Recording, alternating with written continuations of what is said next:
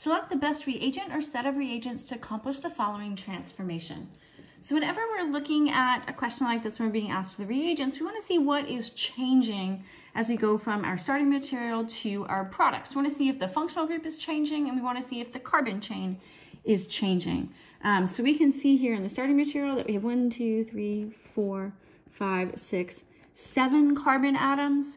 And if we look in the product, we can see that we have 1, 2, 3, 4, 5, 6, 7 carbon atoms. So we're not changing the carbon chain here, but we are changing the functional group.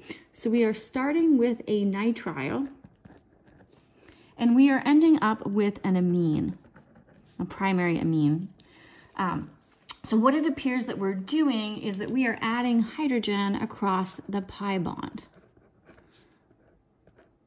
So we're adding hydrogen across the pi, and we should say bonds because there was 2 of them.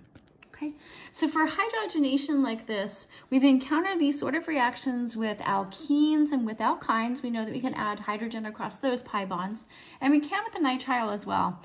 So we're looking at doing a hydrogenation.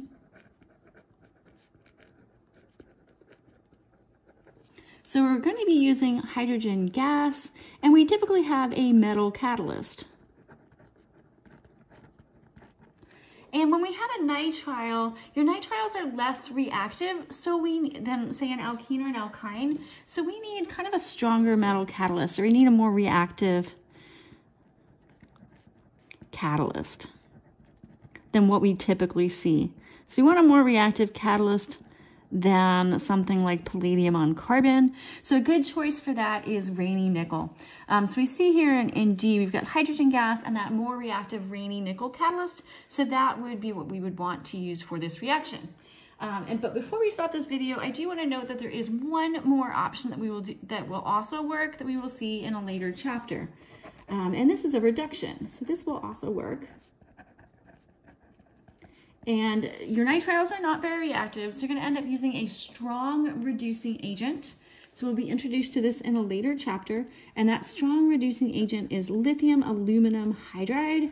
It's a really basic reagent, so then in a second step, you would add either water or aqueous acid just to neutralize that solution. So this will also work, and we will see that in a later chapter.